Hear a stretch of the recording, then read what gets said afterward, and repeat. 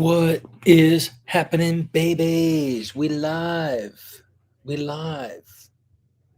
I dig it. Um, let's see if we could get some good angles. We live, baby. Wine Wednesday. Wine and Dine Wednesday. All right.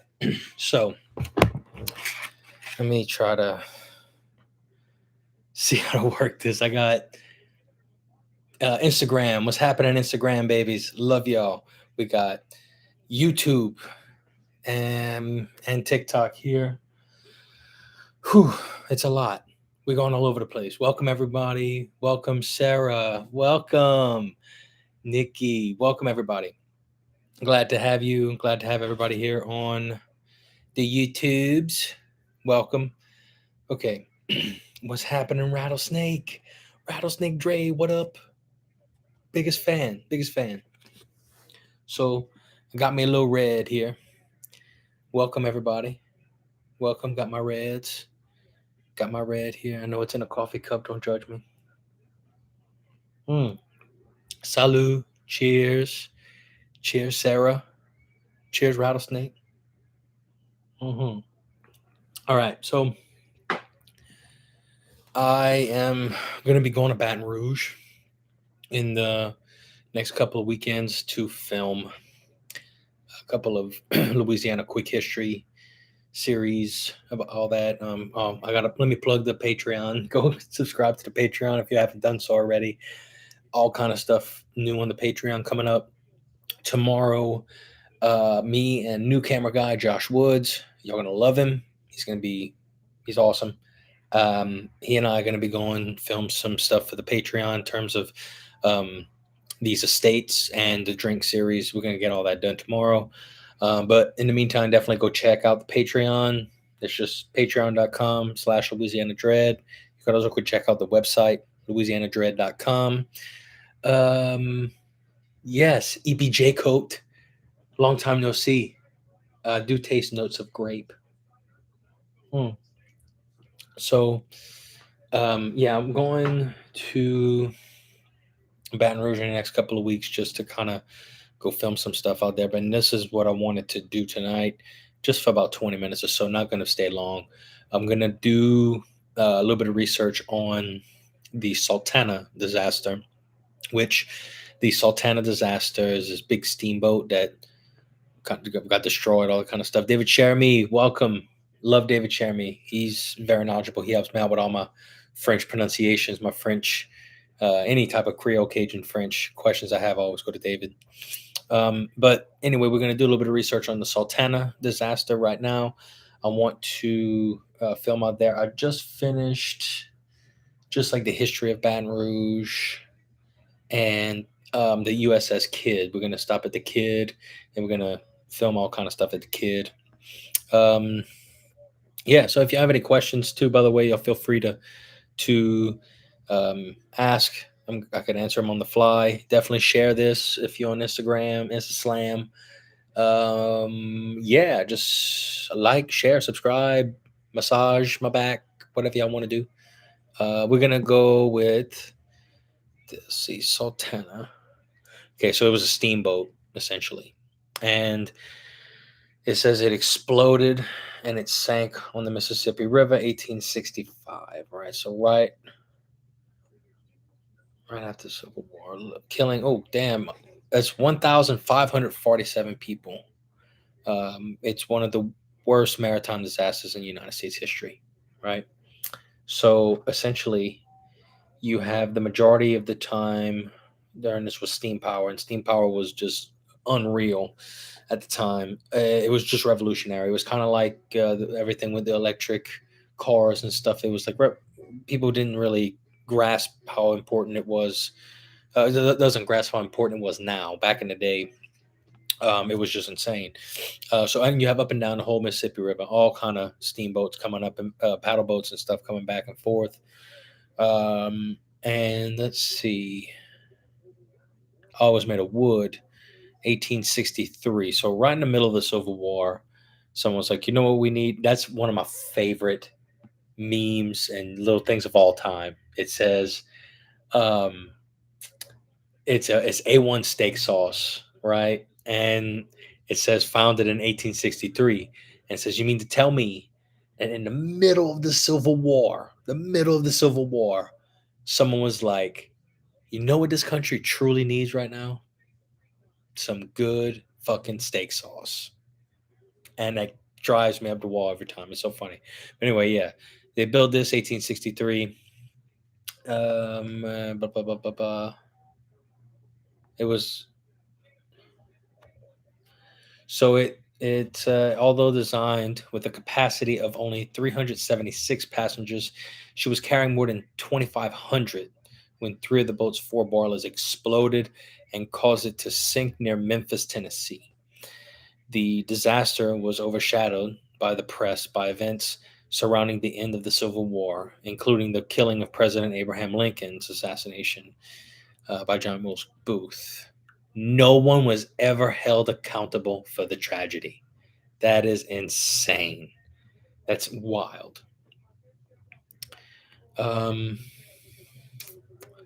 so it says here for 2 years, it was regular routes between St. Louis and New Orleans. Oh, and it was frequently commissioned to carry troops during the American Civil War. So they used it to transport. I thought it was like a luxury thing, honestly, whenever I first heard of it. We got a question. What role did this steak sauce play in the ending of the Civil War? It brought both sides together, the steak sauce. They said, you know what, there's no other steak sauce that we'd like to use. And they had many differences in the North and the South, but one thing they could both agree on is that steak sauce. So I'm just kidding. I have no idea what role it was. It was just funny when I saw it. The explosion, it was in the boiler room. Good question. Around 2 o'clock in the morning. For those of you just joining us, pour your favorite drink, have a little sippy sip. Delicious in my coffee cup.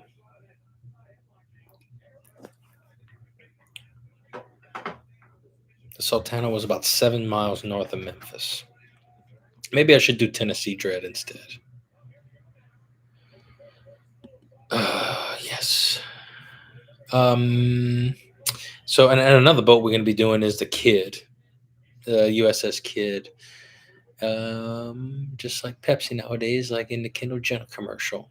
In the Kendall Jenner commercial. I'm not sure I know what that is. But if it has anything to do with the Kardashians, I have no idea what they're doing. And I like to keep it that way. I suggest all y'all do the same. Yeah, my sponsor is A1 Steak Sauce. Honestly, A1 Steak Sauce, get your shit together. Come sponsor us. We're cool. We like to have fun. We like steak. Just give us some money, then we'll tell everybody how good your steak sauce is. Because I mean, it's been the best since 1863. Anyway, another boat we're doing a video on is the Kid. Now, if you're unfamiliar with the USS Kid, it's a Fletcher class destroyer, which is a World War II boat, and it is stunning when you see it. Okay, absolutely stunning. It's huge. It's intimidating because I mean, think about it. World War II, you just chilling, and you see this big thing off the coast, and it's just very intimidating. Um, Definitely go take a tour of it. If you find yourself in Baton Rouge for whatever reason, definitely go check out the Kid. If you don't take the tour, at least go admire its beauty on the river. And the cool thing is that it's not free floating. It's moored in a sense that when the river's high, it looks like it's floating in the river normally, but when it's low like it is now, you could probably just see the mooring and it's just kind of chilling on the side. It looks crazy. So check it out. But it was named after um, Rear Admiral Kidd. I forget his first name. Let me go see. I'm gonna go put it in here.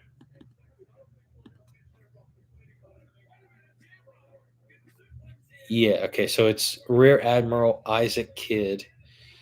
He died on the USS Arizona during the Pearl Harbor invasions, and it was the first ship named after this guy, after like a bunch of ones to follow, but they were in the Fletcher class.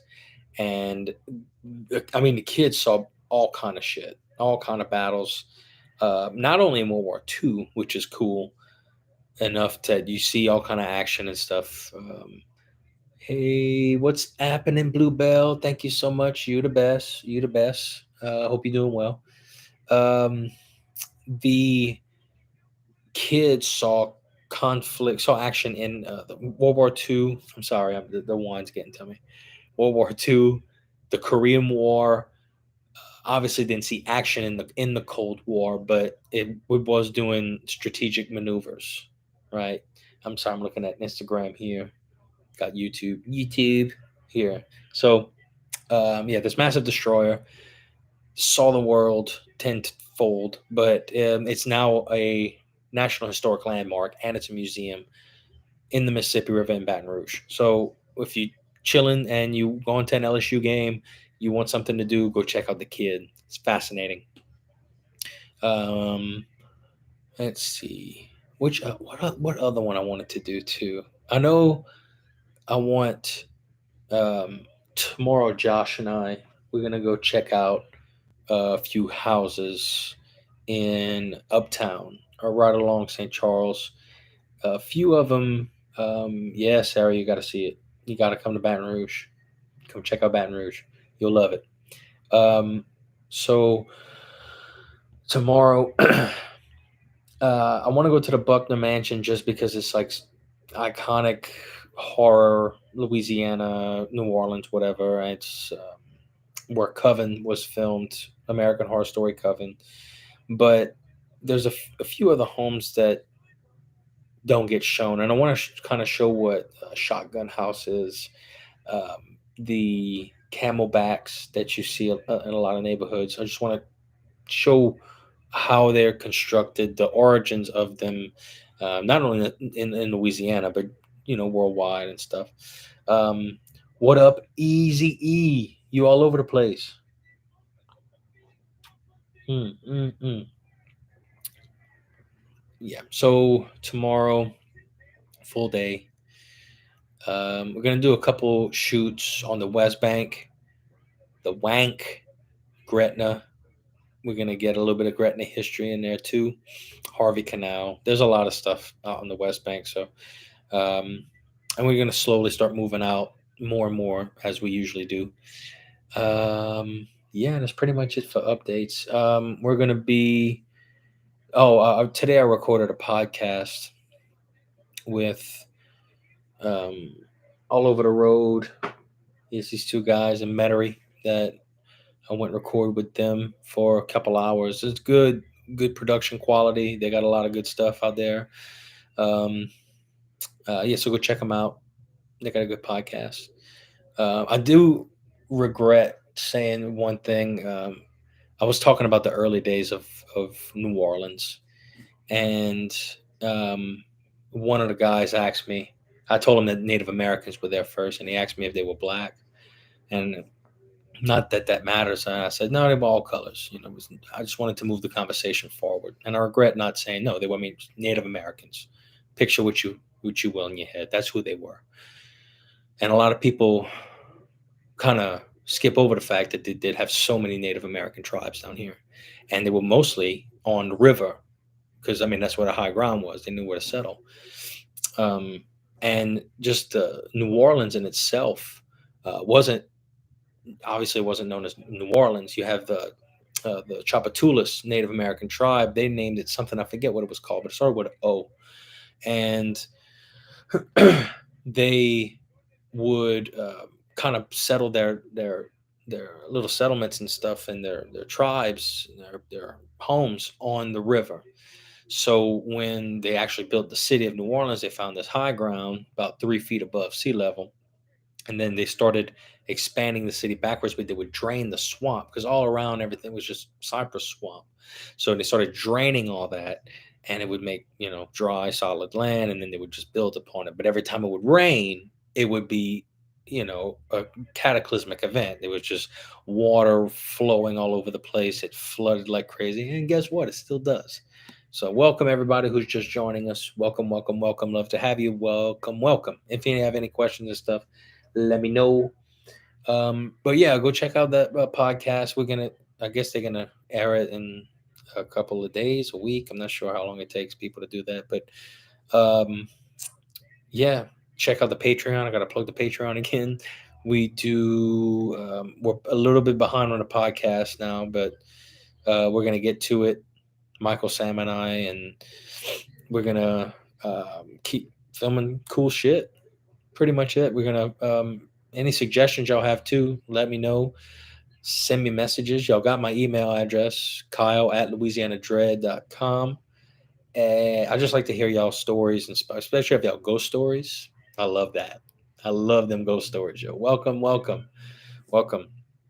Um, yeah, and there's all kind of stuff going on, what I like to do also is kind of because there's a lot of fake things out there, so keep that in mind too. And I'm one of these people um, that I love a good story, so I'm very compelled to believe it all of a sudden.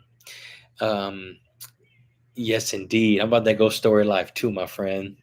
Exactly. And let's get into that now. Cause and even not necessarily ghosts too, like cryptids. And that's the thing Louisiana has a lot of. You got the Rougarou, you got the Honey Island Swamp Monster. They had sightings of Bigfoot, all that kind of stuff. Thank you, Eric. I love hearing that. That's some great stories. I'm glad y'all like it. Um, but yeah, we have all kind of cryptids and stuff like that.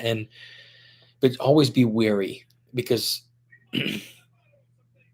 like for instance, there was a rumor of this creature called the Altamahaha, and it sounds funny, whatever, but it's not in Louisiana. It's a Georgian Native American tribe. I forget. I think it's the Toma tribe. I forget. I don't want to say the wrong one thing, but um, it's a like a dolphin manatee hybrid creature. Um, has like a long plesiosaur neck. You could Google it, Ultima Haha, but they call him Alti, Altie for short. And they had this whole thing on the Discovery Channel that was like, we're gonna go find it's a beast of the bayou. But it's like we're gonna go find these crazy cryptids and stuff, and you never know if it's real or not. Or this does it come from like old folklore and stuff that maybe I haven't read? And sure enough, it I mean, the biggest thing is alligator gar. That's what people associated that with. It was just, and it's eventually what they found out. There's two schools of thought. There's like, yeah, there's an alti that's in the swamps and the bayous and well, all this kind of stuff. Um, hey, don't let facts get in the way of a good story. That's a good saying, yo. That's true. Don't let facts get in the way of a good story. Mm. Um, right, but that is something that I would have loved to be true, but alligator gars are pretty scary looking. Now they're not gonna hurt you or anything. At least that's as much as I know. I don't think that they've ever killed anyone or had any negative impact with humans. The alligator gar, but they look scary and they kind of look like at least a little bit more intimidating than an alti. They're big, but then the alti is like 20 feet long and stuff like that. So some cryptids, obviously, like the Rougarou are more iconic, whereas like the lutin, for instance, Lutin, that wasn't well known, especially like to me. I didn't know about the lutin. My great grandma never really, or my grandma never told me about any of that. It was always the Rougarou. But my aunt mentioned it, but I never thought, like, well, what is this? A lutin? It was never really explained to me. I would just hear the word and not really pay attention to it. What's happening, Pat? Welcome, welcome. Um, yeah, and stuff like that, I think needs to be shown a little bit more, and that's what we trying to do here, trying to show a little bit more of these like little bitty cryptids, these little stories that like I never heard of before, but then just kind of searching, you just got to weed out the ones that are wrong, obviously, you know, wrong, and I don't blame the Discovery Channel. I'm sure they just wanted to milk our culture and milk whatever they could. It was only 3 episodes of the show. At least it was like in 2014. I look it up, and all it is 3 episodes. So it's like, okay, it didn't do well. You just tried to do this. You ran out of money, or the show they didn't want to put more money into the show. So maybe if you just told the truth in these actual monsters, they didn't even do the Honey Island Swamp Monster. They did the Rougarou, Alti, and then some kind of other crazy shit. In fact, let me see. I'm gonna look this up. Beasts of the Bayou, and they had an intro kind of like that. It's saying, "Oh yeah, you go down to the bayou, and you gonna see some stuff. Oh yeah, I tell you what, you gonna go down to the bayou," and it's like, bro, what are you doing? All right, right here. So, season one, only season. It was July of 2014. First episode is called Swamp Werewolf. Fishermen in Venice, Louisiana, are searching the bayou. If you stand in Venice and you look around, you can see for so many miles around because the Rougarou wouldn't be in that. Searching for the Rougarou, a Cajun werewolf thought to have been responsible for a recent surge in creature sightings. All right. The Loch Ness Swamp. Fishermen from Venice, Louisiana, search the bayou for a Loch Ness type river monster. Tulane researchers believe people are seeing a giant alligator garfish. That's the one. They called Alti the Loch Ness Swamp monster. There you go. Like the Cajun Macho Man Randy Savage. Oh yeah, baby, we're gonna debunk all this bullshit. Yeah, cream of the crop. Honey Island Swamp Monster was spotted the other day. I bet it was. I bet it was probably me that they saw. Local fishermen in Venice search for a half man, half alligator creature. Researchers believe attacks can be attributed to alligator aggression. It's just half man, half alligator. I think that's called Palawanga. Palawanga? I think it's Palawanga. Yeah, it's part of the folklore. I'm not sure exactly how deep it goes into Paralangua, if you ever heard of it. It's just a half man, half alligator creature. That's mostly manigator, yeah, like that, like that kind of stuff. Um, so again, you have all these different folklore, these different Native American tribes, and these different cultures, all kind of meshing together over time, and then their stories just kept passing down orally, and you hear these crazy beasts and stuff like that. It's fascinating stuff because you look up things like the Rougarou, and you'll find about hundreds of different explanations of it, and that's the beauty of it. But they always have some kind of stuff in common, and that's where you find the magic, where it's all similar stories. Who did the mayor of Venice bribe to get this filmed here? I don't know, and that's a good question because like the mayor of Venice, it's like Venice has what, 3 buildings total? Probably. I haven't been there in years. Probably less now. Um, Ghosts and monster stories. I was researching German folklore and couldn't find anything interesting. They got some German folklore that's interesting, especially like with the Grimm brothers and stuff. Isn't that? I think that's Germanic, German people that came up with that. But yeah, we have all these kind of ghost stories, monster stories down here in Louisiana. Um, let's see, the Paralangua. I might be pronouncing that wrong, but it's a reptilian cryptid, being half alligator, half human, and it's rumored to inhabit the Louisiana swamps. It preys on people and animals at night. Um, it was subject of a song. Look at that, subject of a song called Legend of the Paralangua in 1983. It was also investigated in the third episode of the Beasts of the Bayou. They added this into the description. It was also part of Beasts in the Bayou. Ooh, yeah. In the latter, it's described as capable of climbing trees and several animal carcasses are found in the same spot, indicating that it drags its prey to a specific place to devour it, kind of like cheetahs, stuff like that. You see cheetahs or leopards in the Serengeti drag the deer carcass, the gazelle carcass up the tree, which is fascinating. It takes so much strength. If this crocodilian humanoid thing is going to be doing that, I mean, especially with the amount of, I mean, I'm a big old boy. I've been eating my gumbo, let's just say. So he's going to have a little difficult time bringing my big ass up a tree. Cheers to that. All right. Let's see. Aggressiveness, very high. Okay. So it's very aggressive. Um, what- okay. Somebody commented on the description of the whole thing and it says, I'd like to share that a firm stab from a sharpened limb of a sweet gum tree would slay this wretched beast. Hey, now we know how to kill it. Thank you so much, random fan. Let's see what other descriptions we got of this thing. Oh, 97.3. The dog. The dog. No idea what this is, but here we go. Let's give it a whirl. Okay. Let's see. Did you ever live your whole life here if you never heard of them? Recently, I came across the story of Louisiana Paralangua swamp monster. Half man, half alligator. Have you ever heard? Have you ever had a run in with the Paralangua? No, can't say that I have.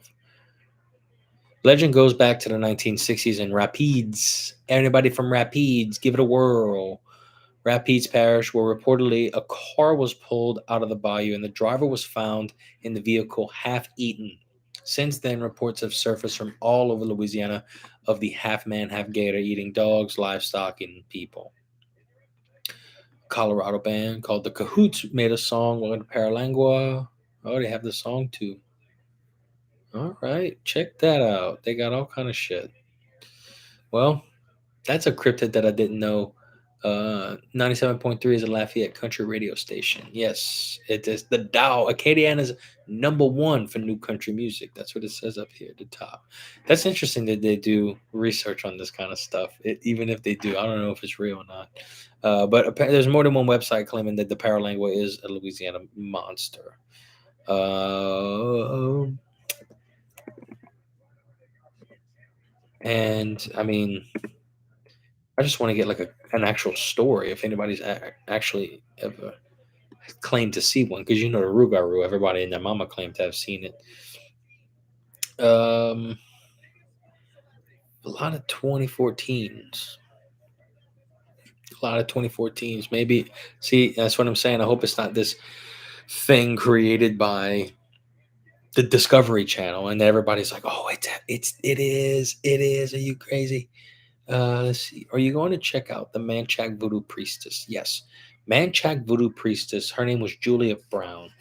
And Julia Brown is somebody that I want to highlight in an episode of The Dread. And the the story of Julia Brown is like in the 1700s. I want to say like 1780s, maybe even before that. There were three German, but it's supposed to be born like that or like a transformation curse type situation. I think they're born like that, and I haven't even found anything to say otherwise. So that's why I think that it's not even a thing. That's why I want to see like actual stories that were recorded of this creature before the year 2014, before the Discovery Channel made their little thing about it. But damn, what I was talking about. I'm sorry, I got distracted. Yeah,